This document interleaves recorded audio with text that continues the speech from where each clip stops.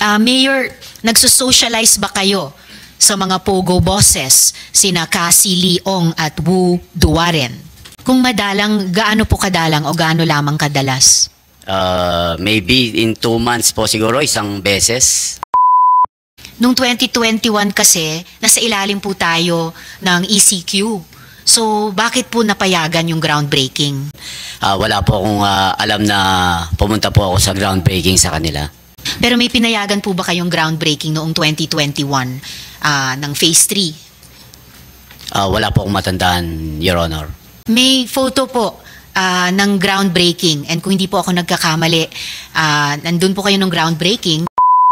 Sila pong dalawa, si Cassie Leong at si Wu Duaren, sila po yung itinanong ko sa inyo kanina na mga pogo bosses. Mayor Kapil, you have the floor po.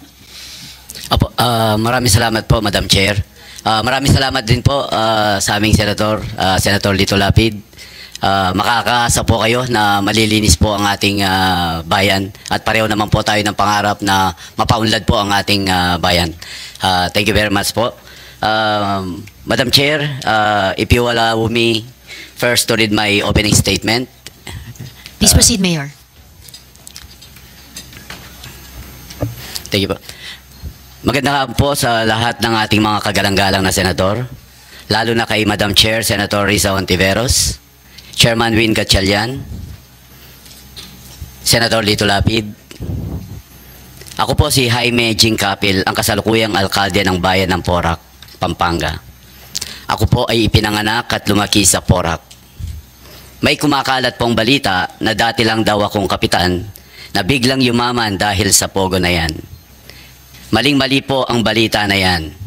Dahil sa edad na 21 years old pa lamang, nagtrabaho na po ako bilang medical representative. At sa edad na 23, naging distributor po ako. At bilang isang negosyante, itinatag ko ang isang pharmaceutical company, kasama po ang aking may bahay. At nagtagumpay dito bago ako pumasok sa serbisyo publiko. Mali din po yung balita na nagsimula lang daw po ako bilang barangay captain. Nauna po muna ako na maging vice mayor noong 2007 hanggang 2010. Naging barangay captain po ako noong 2013 hanggang 2018. At mula ng 2019 hanggang sa kasalukuyan ay ako po ang alkalde ng Porac. This is my second term, Madam Chair. At wala din naman pong masama kung magsimula ka lang bilang kapitan at umangat sa karera. Napakarami pong mga sikat na politiko na nagsimula naman talaga sa baba. Nagtapos po ako sa Holy Angel University kung saan kumuha ko ng kursong electrical engineering. At nakapag-aaral din ako ng masteral unit sa public administration sa Angeles University Foundation. Gusto ko pong bigyang linaw yung nasa isipan po ngayon ng mga ibang tao na para bang umangat po ang Porac dahil lamang po sa pogo na yan. Maling-mali po yan. Based po mismo sa COA audit report, mula po sa 2019 hanggang 2022, very proud po talaga ako kung paano namin na-convert at napangat ng gusto ang assets and revenue ng aming bayan. Unang upo ko po noong 2019, ang total assets po namin noon ay 578 million. Samantala ang total revenue namin ay 439 million. Nitong 2022, umangat na po kami sa 757 million total assets at 729 million sa total revenue. Halos dumoble na po o halos 100% ang inangat ng revenue namin from 2019 to 2022. Mistulang natutulog na bayan ng Porac nung una akong naupo rito bilang mayor noong 2019. Pero ngayon, we are headed towards 1 billion budget and aiming for cityhood. At hindi po ito dahil sa pogo, na pawang 6.5 million lamang ang kinita over the years from permits and around 10,000 and 4,000 every year sa business permit and real property tax. Gusto ko rin pong ibahagi na nabigyan kami ng commendation ng COA sa pag-comply sa mga circulars and regulations. Nakatanggap din po tayo ng mga awards mula sa iba't ibang organisasyon gaya ng Gawad Kalasag, Seal of Child Friendly Local Governance Award at Subaybayani Award. At consistent awardee din po ang aming bayan ng Seal of Good Local Governance buwat nang ako ay maupo.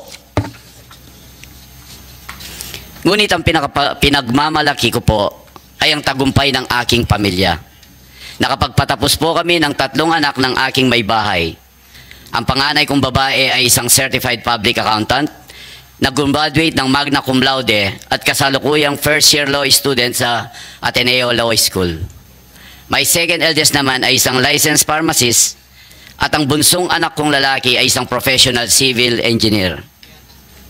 Umangat po kami sa buhay ng sariling sikap at tiyaga at may integridad gaya po ng ginagawa namin ngayon sa Porac. Patuloy po kaming nakatuon sa pagpapanatili ng transparency at integrity sa aming serbisyo. Kaya ito po, handa na rin po akong umarap sa inyong lahat ng buong tapang upang ipresenta ang mga nangyari sa aming bayan dahil sa Pogo na yan. Maraming salamat po, Madam Chair.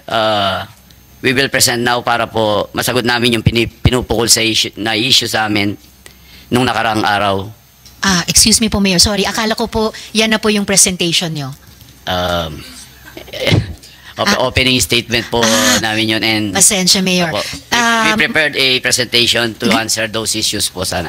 Maaari po kayang i-present nyo yung bawat slide bilang sagot din sa maaring mga itanong ng aming komite? Sige po, Madam Opo. Chair. And then paki-present na rin po yung buong presentation ninyo sa komite para amin pong matignan at mapag-aralan sa pagitan nitong hearing at yung susunod. Okay po, we'll provide you a copy of Dagal the pong salamat, presentation. Mayor. Thank you okay. Sa panig po ng Chair, meron lang akong 2 tanong sa ngayon. So, in that spirit, continuing na paglilinaw ng mga issues, ano po. Mayor, nagsusocialize ba kayo sa mga Pogo bosses, sina Cassie Leong at Wu Duaren? Hindi po. Actually, madalang po with Cassie Ong. Siyempre po, dahil all we know is legal po yung Pogo, kaya nakakausap po. Pero hindi naman po ganun kadalas, Madam Chair. Kung madalang, gaano po kadalang o gaano lamang kadalas? Maybe in 2 months po siguro, isang beses. So, once every 2 months po. Tapos, Mayor, ang huli mula sa akin ngayong hapon o ngayong araw, ano po yung naging aksyon ninyo dun sa siyam na patay na dayuhang national sa Porac? Gaya ng iniulat ni Relief Chief of Police, Colonel Guardaya. Actually, yung sinasabi niyo po, yung na naitapon po sa amin sa Porac. Opo. Ang report po ni Colonel Guardaya ay idinump lang po sa Porac, pero hindi po doon mismo yung mga tao. Hindi po doon sa Lucky South. Dinala lang doon, itinapon dahil po ang aming bayan kasi ang pinakamalaking bayan in terms of land area sa buong Pampanga. May mga bundok po kami doon, may mga dikes. Kaya siguro po, yun po ang report sa amin ng aming Chief of Police na yung mga natagpuan doon ay dinala lang doon sa area po namin. Kung ayon po kay Colonel Guardaya ay itinapon lang, dinala lamang doon yung siyam na tao, at kung ayon kay Colonel Guardaya, hindi sila taga Lucky South, saan daw sila galing ayon kay Colonel Guardaya? Actually, wala pong specific na binigay na report kung na saan sila. I will confirm po siguro. Ayaw ko po kasing salita na baka na hindi ko po alam. Okay po. At kung walang specific na information kung saan sila galing, pero kung sinabi ni Colonel Guardaya na hindi taga Lucky South yung siyam na yon, still doon po idinala at itinapon sa bayan ninyo. So ano po yung naging aksyon ninyo doon sa ganung pangyayari? Apo, sa communication namin, dahil police matters na po ito, sila na po ang nag-communicate sa national government. Binigyan lang po niya ako ng information na hindi po galing dito sa amin yung mga bangkay po. Meron yata ang nakaligtas po na isa, if I remember, yun po nagsabi na hindi po sila galing dito. And speaking po of national government, hindi po ba nagalit nga si Chief PNP Marbil dahil walang aksyon mula sa Porac Police? Totoo po ba yon? Totoo po bang nagalit si Chief PNP Marbil? Madam Chair, dun po sa nangyaring dumping of the na mga Di patay. umano, nagalit daw si Chief PNP Marbil dahil walang aksyon yung Porac Police dun sa pagdump nung siyam na tao na pinatay. Kasi po, as far as I know, mga 1 year na po yung nakakalipas noon, matagal na. Baka hindi po yun, Madam Chair. Sorry po. Okay lang po. I-double check ko na lang ito dahil kung mahigit isang taon nang Yes. nangyari iyon, hindi pa Chief PNP si Chief PNP Marbil unless going concern or ongoing concern sa kanya ito, yung unresolved na issues kaugnay nung siyam na taong iyon. Opo, matagal na pong nangyari yun. Sige po. Salamat po, Mayor. Mayor po kayo mula 2019, hindi po ba? Yes po. Okay po. Tapos nag-groundbreaking po yung Phase 3 ng Lucky South 99 noong 2021. Tama po? Groundbreaking ng Phase 3 noong 2021. Hindi ko po alam kasi hindi po kami nasabihan ng groundbreaking, kung may groundbreaking man sila. Pero yun po yung... May photo po ng groundbreaking, and kung hindi po ako nagkakamali, nandun po kayo ng groundbreaking. Ang gusto ko po itanong, nung 2021 kasi, nasa ilalim po tayo ng ECQ. So, bakit po napayagan yung groundbreaking? Your Honor, hindi ko, kung makita ko po siguro yung picture as far as my recollection, wala po akong alam na pumunta po ako sa groundbreaking sa kanila. Pero may, Ewan ko lang po ba, pero may pinayagan po ba kayong groundbreaking noong 2021 ng Phase 3? wala po akong matandaan, Your Honor. Itanong ko na lang po sa inyo ulit, baka mamaya ng konti. Sige po. Salamat, Mayor. Salamat, Sen. Sherwin. Thank you po. In line with that, dahil na buksan ng ating chairman yung pandemic at na mention rin to ni Dr. Casio, may papakita ho kaming this one. Okay, natin. Yeah, just this one na lang. Just this one. Yung mga buildings doon, nag-umpisa show it? Ito? Can you show it? Oo. Hindi, ito.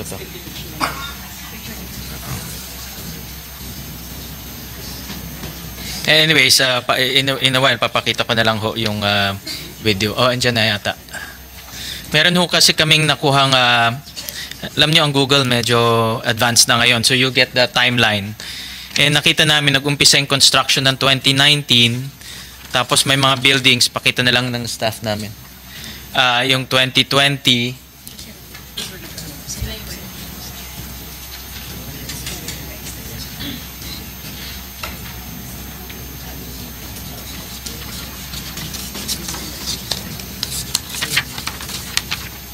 in 2019.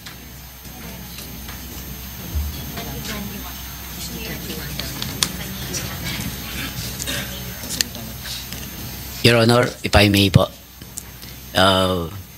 with that picture po, sa Manuali po yan, hindi po sa Pulumabayan. If I may interject, Sen. Sherwin. Actually, Mayor, sasabihin ko sana bago kayo komento dito sa photo na to, na ito rin po yung photo na meron ng opisina ko ng sa pagkaalam po namin, groundbreaking ng Phase 3 ng Lucky Star 99 noong 2021, nung kasalukuyang nasa ilalim pa tayo ng ECQ.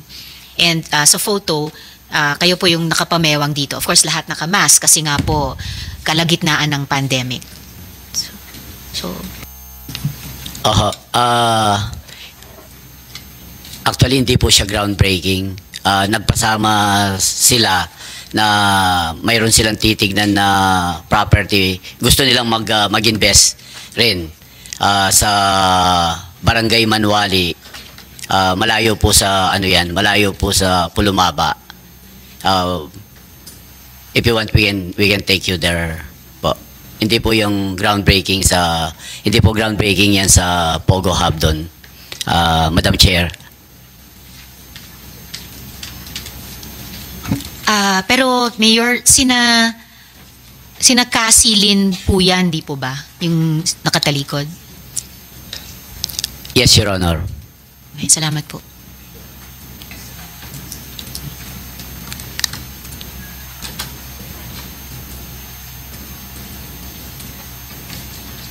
Can you show itong, okay.